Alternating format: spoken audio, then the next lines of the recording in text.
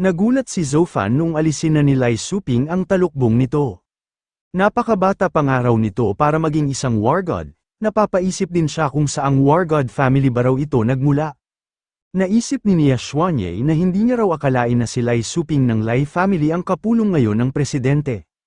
Nagmula nga raw ang babaeng ito sa 3 great war god families ng imperial capital. Nagsalita ang presidente at sinabihan si Lai Suping na kahit nga raw wala ang mga itong sinaktan, ay malaking pinsala pa rin daw sa Mercenary Association ang ginawa ng mga itong pakikipagtulungan kay Bu Qiufeng. Sinabi rin ng presidente na magpupunta nga raw siya ng personal sa Lai family para kausapin ang mga ito tungkol sa nangyari. Sumagot si Lai Suping nang nauunawaan niya naman daw ang ipinupunto ng presidente, talagang hindi nga raw nito basta-basta pinapalagpas ang anumang bagay. Sinabi rin ni Lai Suping na totoo nga raw na hindi muna nag-isip ng mabuti ang kanilang Lai family sa ginawa ng mga itong desisyon. Siya na nga raw ang humihingi ng pasensya para sa kanilang angkan at nakahanda nga raw siyang magbayad para sa kanilang pagkakasangkot.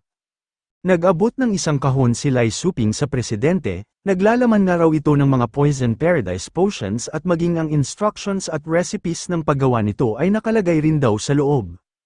Huwag nga raw ng mga itong isipin na isang simpleng lason ang ibinibigay nilang potions dahil higit pa nga raw ito doon. Idinagdag pa ni Lai Suping na kapag pinalagpas nga raw ng presidente ang kanilang nagawa ay tutulong sila na itago muna sa 2 pang Great War God families ang impormasyon tungkol sa binatang si Zofan. Nagtaka naman ang ating bida kung bakit nga raw nadamay siya sa usapan ng mga ito, napapaisip din siya kung ano nga raw ang 2 War God families na nabanggit nito. Nakipagkasundo na ang presidente matapos niyang makuha at marinig ang mga inaalok ni Lai Suping. Nakaalis na ng Paradise Tower si Lai Suping at ang kasama pa nitong war god. Habang naglalakad ay sinabi ni Lai Suping na napakalaki ng araw ng anak ni Miss Yan. Sumang-ayon naman ang kasama nito at sinabi na bukod nga raw sa malaki na si Zofan ay napakahusay rin daw nito. Nagawa nga raw agad nitong makatungtong sa war god realm kahit na 20 taon pa lamang ito. Hindi pa nga raw ito nangyayari noon maging sa loob ng 3 great families ng imperial capital. Binanggit ni Lai Suping na hindi ba raw may kumalat noon na balita na nagkaroon ng depekto ang anak ni Miss Yan kaya mahihirapan na raw itong maging isang Starfall warrior sa buong buhay niya. Sinabi ng nakatalukbong na war god na nagmula nga rin daw ang balitang ito maging sa mismong kapamilya ni Miss Yan, mukhang sinadya nga raw ang pagpapakalat noon ng maling balita. Nagsalita si Lai Suping at sinabi na wala na nga raw itong kinalaman sa kanilang Lai family. Kapag nagpunta nga raw si Zofan sa imperial capital sa hinaharap ay doon nila malalaman ang katotohanan. Natutuwa si Lai Suping habang sinasabi na aasahan niya nga raw ang araw na yon. Sinabi ng presidente na alam daw niya na maraming katanungan ang ating bida, pero hindi niya nga raw masasagot ang mga ito. Kapag nagkaroon nga raw ito ng pagkakataon sa hinaharap, ay mismong ang ama na nito na si Zuhui ang sasagot sa kanyang mga tanong. Napaisip si Zofan kung ano nga raw kaya ang koneksyon sa pagitan ni Lai Suping, ng Lai family at ng kanyang ama. Sinabi ng presidente na si Zofan nga raw ang dahilan kung bakit nalampasan ng kanilang Mercenary Association ang isang napakalaking krisis. Pero ang pinaka-importante nga raw nitong gawin ngayon ay ang magtungo sa War God's Palace para masertipikahan bilang isang ganap na War God. Nagtaka ang ating bida sa mga sinabi ng presidente, para saan nga raw ang mga nabanggit nito. Pinaliwanag ni Nia Xuanye na ang War God's Palace nga raw ay isang organisasyon na binuo para sa lahat ng War Gods. Nilikha nga raw ang organisasyon na ito para magkaroon ng ugnayan ang lahat ng mga War God at nang mas madali silang makapagbahagi ng mga impormasyon sa isa't isa. Dinagdag pa ni Nia Xuanye na matatanggap nga lang daw si Zofan bilang miyembro ng War God community kapag nasertipikahan na ito ng War God's Palace. Nagsalita ang ating bida at sinabi na hindi niya raw akalain na may mga eksklusibo pa palang organisasyon gaya na lang ng War God's Palace. Sinabi ng presidente na ang War God certification nga raw ay isang napakahalagang pangyayari sa buhay ng isang Starfall warrior. Mas mabuti nga raw kung isipin na ni Zofan kung sino ang mga iimbitahin nito para sa kanyang seremonya. Ang War God's Palace ay matatagpuan sa halos pinakagitna ng Jinhai City, Zonglin City at ng Imperial Capital. Pagsapit ng umaga ay napakaraming tao ang nagpunta sa loob ng War God's Palace. Sinabi ng kadarating pa lang na si Li Wei na hindi niya raw akalain na magkakaroon sila ng tsansa na makatungtong sa ganoong lugar. Nagtanong naman si Lugia sa kasintahan niyang si Li Wei kung sa tingin ba raw nito ay makakakuha na ng War God certification ang kanyang uncle. Sumagot naman ng nag-aalala na si Li Wei na nakatanggap nga raw ng imbitasyon ang kanyang uncle kaya siguro naman daw ay makakakuha na ito ng War God certification. Pagkasagot ni Li Wei ay naisip nito na sana nga raw ay magtagumpay ang kanyang uncle, kapag nabigo nga raw ito ay maaalis na ang kanilang Jiangbei City sa buong mapa ng kanilang bansa. Pagkarating ng Mercenary Association President ay nagtaka ito kung bakit nga raw napakaraming tao ngayon sa loob ng War God's Palace. Pinaliwanag ng isang lalaki na sumailalim nga raw muli sa mutation ang mga kuweba ng kanilang bansa, naging dahilan nga raw ito para magkulang sila ng sapat na lakas para bantayan ang bawat rehiyon. Napagkasunduan nga raw ng top management ng kanilang bansa at ng War God's Palace na bawasan ang bilang ng mga tinitirhang lungsod para makapag-focus sila ng maayos sa pagdepensa. Tanging mga lungsod na nga lang daw na mayroong War God level powerhouse ang matitira, at aalisin na raw ang ibang mga lungsod sa kanilang bansa. Binanggit din ng lalaki na sinuportahan nga raw ng mga mayor ng bawat lungsod ang kani-kanilang mga peak advanced warlords masters, para magawa ng mga itong makapag-breakthrough sa loob lang ng kaunting panahon at nang mailigtas nila ang kanilang lungsod sa pagkawasak. Sinabi ng presidente na ganoon na raw pala ang sitwasyon ng kanilang bansa kaya umabot ang mga ito sa ganoong desisyon. Naisip din ng presidente na kung dahil nga raw ito sa 4 pang Great Caves ng kanilang bansa ay tiyak siya na magiging isa na naman itong malaking problema. Sinabihan ng presidente ang kanyang sarili ng bakit nga raw siya nag-aalala, matagal na nga raw hindi payapa ang buong mundo simula nang mangyari ang Night of the Starfall. Napaisip din ng presidente kung bakit nga raw hanggang ngayon ay wala pa rin doon ang ating bida. May isang lalaki na naglakad patungo sa direksyon ng Mercenary Association President. Tiningnan naman ng presidente ang lalaki na papalapit sa kanya. Nagsalita ang Lord of the War God's Palace na si Fu Guanfeng at binati ang Mercenary Association President, sinabi niya rin na matagal na nga raw silang hindi nagkikita. Hindi niya nga raw akalain na pupunta ito ngayon sa War God's Palace. Nagtanong din ito sa presidente kung binibisita ba raw siya nito o may iba pa itong pakay doon. Sinabihan naman ng presidente si Fu Guanfeng na bakit niya naman daw ito bibisitahin gayong hindi naman sila malapit sa isa't isa. Pinaliwanag ng presidente na may bagong war god nga raw sila na nagpunta doon para sa kwalipikasyon, at naroon nga raw siya para saksihan ang magiging seremonya nito. Habang umaalis ang presidente ay naisip nito na hindi niya nga raw akalain na makikita niya doon ang namumuno sa War God's Palace.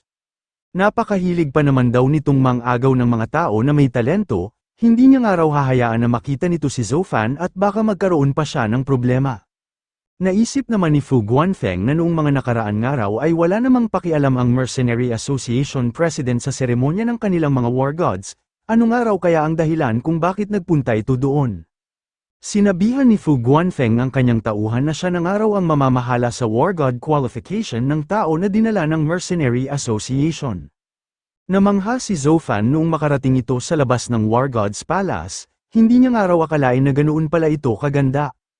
Habang pumapasok ay sinabi ng ating bida na bago pa nga raw siya naging isang Starfall Warrior ay pinangarap na niyang makatungtong sa War God Realm. Hindi niya nga raw akalain na darating nga ang araw na masesertipikahan na siya bilang isang ganap na War God. Tumahol si Little Gray para batiin ang kanyang Master Zhou Fan dahil matutupad na ang pangarap nito. Naisip naman ng Wasp King na napakahusay na nga raw ng kanilang Master Zhou Fan kumpara sa ibang mga tao, mukhang ito na nga rin daw ang pinakabatang naging War God sa edad na 20 taong gulang. Pagkapasok ng ating bida ay nagtaka ito kung bakit napakaraming tao doon, sinabi nga raw sa kanya ng kanyang sister Ye na madalas na kaunti lang ang nagpupunta sa War God's Palace. Habang naghihintay siya na matawag ang kanyang pangalan ay nakita niya na naroon din ang matalik niyang kaibigan. Pagkalapit ni Zhou Fan ay agad itong binati ni Li Wei, sinabi rin ni Li Wei na naroon nga raw siya para saksihan ang pagsubok ng kanyang uncle sa War God qualification. Pagkabati ng ating bida kay Li Wei ay agad niya ring binati ang uncle nito na si Lian, sinabi rin ng ating bida na ilang beses na nga rin daw niyang nakita si Uncle Lian noong mga bata pa lang sila. Naisip ni Zhou Fan na naroon rin daw pala si Uncle Gao at Lugia para sumuporta kay Uncle Lian, pero parang may mali nga raw sa aura nito. Nagtanong si Lian kay Zofan kung kaya ba raw ito naroroon ay nang dahil sa may ipinapagawa sa kanya ang Mercenary Association.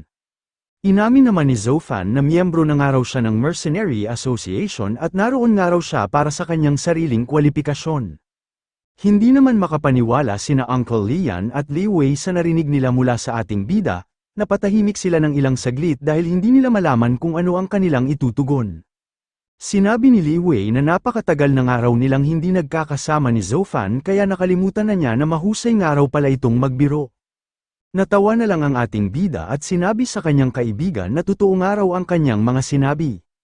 Tinawag na ng isang lalaki si Zofan at sinabi na malapit na nga raw magsimula ang seremonya nito, kailangan na nga raw nitong sumunod sa kanya.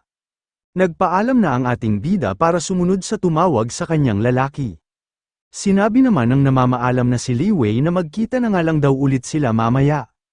Nagtanong si Lugia sa kanyang kasintahan kung bakit daw hindi nito sinabi kay Zofan ang kalagayan ng kanilang Jiangbei City.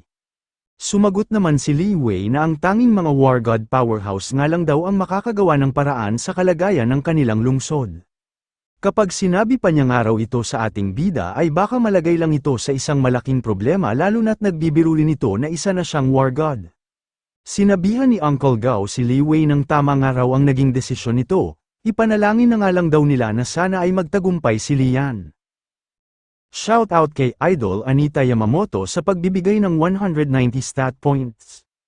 Shoutout din kay Idol Brian Tolentino sa pagbibigay ng 50 stat points. Maraming salamat po. Sinabi ng lalaki na ipinauulit nga raw sa kanya ng presidente na wag daw ipapakita ni Zofan ang totoo nitong lakas habang nasa loob ito ng kanyang kwalipikasyon. Gumamit nga lang daw ito ng sapat na lakas para magawa nitong makapasa. Nagtaka ang ating bida kaya ipinaliwanag ng lalaki kung bakit niya ito kailangang gawin. Sinabi ng lalaki na nangangamba nga raw ang presidente dahil kilala ang pinuno ng War Gods Palace sa paggawa ng lahat ng paraan para maagaw ang mga mahuhusay na genius ng ibang mga organisasyon. Matapos itong marinig ni Zofan ay sinabi niya na nauunawaan na raw niya ito. Habang naghihintay ay naisip ng ating bida na napakarami nga raw palang nagpunta doon para sa kani-kanilang War God qualification. Lumabas na ng pinto si Lian matapos ang kanyang kwalipikasyon. Sinabi ng isang tauhan ng War Gods Palace na gumamit nga raw si Lian ng isang sacred treasure para magawa nitong mapataas agad ang kanyang level. Bumagsak nga raw ito sa War God qualification dahil ang totoo lang nitong lakas ay quasi War God realm. Nakiusap si Lian sa mga tauhan ng War Gods Palace na bigyan pa raw siya ng mga ito ng isa pang pagkakataon, pakiusap na nga raw dahil hindi nga raw siya maaaring bumagsak. Naisip ni Zofan na napansin niya nga raw na medyo malayo pa ang lakas ni Uncle Lian sa pagiging isang ganap na War God. Gumamit nga lang daw pala ito ng isang klase ng pandaraya para pilitin na makapag-breakthrough sa sunod na level. Pero may malaki nga raw epekto sa kinabukasan ng isang Starfall Warrior ang paggamit ng ganoong pandaraya, hindi pa nga raw ito masyadong matanda kaya bakit nga raw nito kailangang gumamit ng ganoong paraan. Lumapit na si Zofan sa isang tauhan ng War Gods Palace noong tawagin na nito ang kanyang pangalan. Nagtaka ang iba kung naroon rin daw ba ang ating bida para dumaan sa War God qualification, napakabata pa nga raw nito at mukhang nasa 20 taon pa lang ang edad nito. Sinabi naman ng iba na marahil nga raw ay gumamit lang ang ating bida ng isang special technique na kayang magpabata ng itsura gaya na nga lang daw ng ginagawa ng namumuno sa War Gods Palace. Pumasok na si Zofan sa loob ng pinto. Sinabi nito sa kanyang sarili na oras na nga raw ng kanyang palabas. Nainis si Fu Guanfeng dahil ang mga sumali nga lang daw sa War God qualification ay mga ordinaryo lang o kaya naman ay yung mga tao na gumawa ng pandaraya para makapag-breakthrough. Nagsalita ang isang lalaki para sabihin sa kanilang Palace Lord na may dahilan daw kaya puro ganoon ang mga lumalahok sa War God qualification. Hindi nga raw ngayon karaniwan ang paggalaw ng mga halimaw mula sa tinitirhan ng mga itong kuweba kaya nga raw nasa kritikal na sitwasyon na ang buo nilang bansa. Ginagawa nga raw ng mga mayor ang lahat ng magagawa nila para magkaroon sila ng War God na magsasalba sa kani-kanilang lungsod. Sumagot naman ang Palace Lord na si Fu Guanfeng nang alam niya naman daw ang sitwasyon ng kanilang bansa. Naiinis nga lang daw siya dahil kahit napakarami ng sumali ngayon pero wala pa rin daw nakakapukaw sa kanyang atensyon. Hanggang sa naalala ni Fu Guanfeng na may dinalang araw pala doon na bagong war god ang Mercenary Association. Kilala niya nga raw na may pagkatuso rin ng personalidad ng Mercenary Association President. Kailangan niya nga raw makita ng personal ang genius na dinala ng mga ito. Naisip ng naiwang tauhan na sino nga raw ang tatawag sa isang war god ng ordinaryo, talagang napakapilian nga raw ng kanilang Palace Lord. Sinabihan ng isang lalaki ang pumasok nating bida kung ano raw ang ginagawa nito doon, ang lugar nga raw na pinasok nito ay ang pinaggaganapan ng War God Qualification. Agad namang binawi ng lalaking ito ang kanyang mga nasabi noong matingnan na niya ang nilalaman ng hawak niyang papel. Nagsalita na si Zhou Fan at sinabi sa lalaki na naroon nga raw siya para sa kanyang War God Qualification. Nagtanong ang lalaki kung 20 taon lang ba raw talaga ito, baka nga raw nagkamali lang ito ng inilagay. Sumagot naman si Zhou Fan ng tama nga raw ito dahil halos kaka-20 taon pa nga lang daw niya. Naisip ng ating bida na tama nga raw ang sinabi sa kanya ng kanyang sister Ye. Ang balita nga raw na may 20 taong gulang na war god ay magdudulot ng isang malaking ingay kapag kumalat na ito sa labas.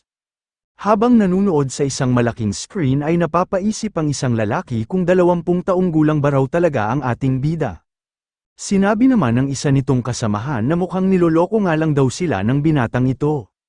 Agad na binitawan ni Fu Guanfeng ang mga hawak nitong papel noong mapansin niya na napakabata ng sunod na dadaan sa War God Qualification. Agad niyang sinabihan ang kanyang mga tauhan na kuhanan agad ng impormasyon ng ating bida, gusto niya nga raw malaman kung sino ang binatang ito. Agad namang sumagot ang dalawang lalaki na masusunod nga raw ang utos ng kanilang Palace Lord. Matapos ang ilang minuto ay natanggap na nila ang papel kung saan nakalagay ang impormasyon tungkol sa ating bida. Natuwa si Fu Guanfeng noong mabasa nito na ito nga raw pala si Zhou Fan ng Mercenary Association. Tama nga raw ang hinala niya na ito nga ang tao na isinama ng matandang presidente. Nagtanong ang ating bida sa kaharap nitong lalaki kung kailan daw magsisimula ang kanyang kwalipikasyon, ano pa nga raw impormasyon ang gusto ng mga itong itanong sa kanya. Sumagot naman ang kinakabahan na lalaki na wala na raw siyang hihingin na impormasyon. Nagkataon nga lang daw na kakaiba ang sitwasyon ng ating bida kaya may isang espesyal na tao ang magsasagawa ng kwalipikasyon nito. Tinanong ng pumasok na si Fu Guanfeng ng ating bida kung ito nga ba raw si Zhou Fan ng Mercenary Association. Nagpakilala rin si Fu Guanfeng at sinabi na siya nga raw ang opisyal na magsasagawa sa War God Qualification ng ating bida. Naisip ni Zhou Fan na mukhang itinatago nga raw ng dumating na lalaki ang kanyang aura, hindi niya nga raw matukoy kung gaano ito kalakas pero nararamdaman niya nga raw na parang mapanganib ang aura na mayroon nito. Ginamit ng ating bida ang kanyang sense skill pero hindi niya raw inasahan na hindi rin ito tatalab sa dumating na lalaki, mukhang tama nga raw ang hinala niya na isa nga itong advanced war god. Nagsalita si Fu Guanfeng at sinabi na hindi nga raw karaniwan ang makakita siya ng isang war god na nasa edad pa lamang ng 20. Sinabi niya rin kay Zhou Fan na simple nga lang daw ang proseso na gagawin nito para sa kanyang war god certification. Kailangan nga lang daw ipakita ng ating bida ang abilidad na nakuha nito noong naging isa na itong war god. Pagkapayag ni Zhou Fan ay naisip nito, na ang ability nga raw na nakuha niya noong maging isa siyang war god ay ang Flaming Sword Territory. Pero binalaan nga raw siya ng presidente na huwag niyang ipapakita ang buo niyang kapangyarihan. Ginamit na ni Zhou Fan ang kanyang war god skill, sinadya niya talagang pahinain ang kanyang sword territory para maitago niya ang totoo niyang lakas. Hindi naman inasahan ng Palace Lord ang skill na ipinakita ng ating bida. Hindi man ginamit ni Zhou Fan ang buo niyang kapangyarihan pero malaki pa rin ang idinudulot na pinsala ng ini-activate niyang skill. Hindi makapaniwala ang isang lalaki habang tinitingnan ang sword territory na gamit ng ating bida, isang araw ito sa mga pinakamapanganib na teritoryo sa lahat ng mga war god level powerhouses. Sinabi rin ng lalaking ito na kahit nga raw hindi pa buong-buo ang sword territory ni Zhou Fan ay napakalaki pa rin daw ng potensyal nito. Naisip rin ng lalaki na 20 taong gulang pa nga lang daw ang ating bida pero isa na agad itong war god na mayroong espesyal na sword territory. Hindi na nga raw niya masukat kung ano pa ang mga maaari nitong mapagtagumpayan sa hinaharap. Nagsalita si Fu Guanfeng at sinabi kay Zhou Fan na ang sunod nga raw na kailangan nitong gawin ay ang pagkontrol nito sa kanyang sariling lakas. Napaisip ang isang tauhan ng War God's Palace kung kabilang pa ba raw ito sa kwalipikasyon. Mukhang gusto nga raw malaman ng kanilang palace lord kung gaano talaga kalakas ang binatang ito. Napaisip ang ating bida dahil ang pagkakaalam nga lang daw niya ay isa lang ang kailangan niyang gawin para sa kanyang kwalifikasyon. Mukhang napasobra nga raw siya sa pagtatago ng kanyang kapangyarihan kaya hindi niya naabot ang pamantayan ng mga ito. Matapos makapag-isip ay sinabi na ni Zofan na nakahanda na nga raw siya para sa sunod niyang kwalifikasyon. Sinabi ni Fu Guanfeng na kailangan nga lang daw umatake ng ating bida at mag-iwan ng marka sa inihanda niyang manikin at magiging kwalipikado na raw ito. Sumagot naman si Zofan nang nakahanda na nga raw siya at susubukan na nga raw niya ito.